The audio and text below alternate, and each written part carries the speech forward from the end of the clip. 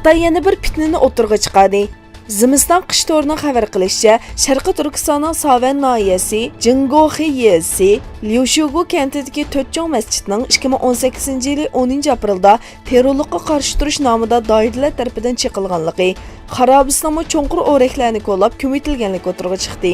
Taxminan 210 ming nufusi bo'lgan bu noyada Uyg'ur va qozoqlar bilan birga tungan musulmonlar yashaydi. Türk ocaqlarida o'tkazilgan Sharqiy Turkiston temisidagi yig'inda Sharqiy Turkiston masalasi anlatıldı. Türk ocaqlari Qaysari sho'basida o'tkazilgan Sharqiy Turkiston temisidagi yig'inda so'z qilgan Sharqiy Turkiston majlisi raisi Sitim Türk Sharqiy Turkiston masalasini tonishtirdi. Yana bir tarafdan Sharqiy Turkiston yangi nesil harakati raisi Abdusalom Taklimaka Indoneziya yoshlar tashkilotining taklifiga binoan ilib berayotgan ziyoratida Bandung shahrining muavin boshlig'i Advin Sanjay bilan ko'rishdi. Xitoy Tashqi ishlar ministri Wang Yi Eronning rayon masalalarida qurilish xarakterlik rol o'ynashini kutayotganligini va buningga ahamiyat berganligini aytdi. Eron Xitoy bilan strategik hamkorlikka ahamiyat berganligini ta'kidladi. Xitoy Tashqi ishlar ministrligining yiziqcha bayonotiga asoslanganda Wang bilan Eron Tashqi ishlar ministri Zarif Beijingda uchrashgan.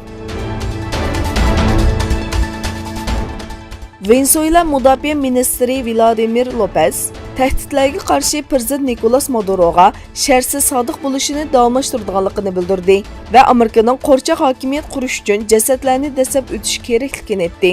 Lopez boshdan oxir imperializmga qarshi bo'lgan Venezuelaning bulvarchi davlat armiyasining tahdidlardan qo'rqib qolmaydiganligini aytdi.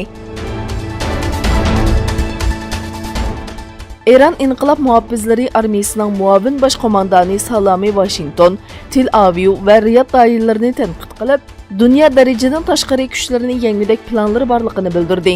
Hüseyin Salami Amerika, İsrailiya va Saudiya Arabistoni Eronning sharqiy janubida 27 askarning o'limiga sabab bo'lgan terrorlik hujumiga mas'ul ekanligini ta'kidlab, ularni mag'lub qilgan planlari borligini aytdi.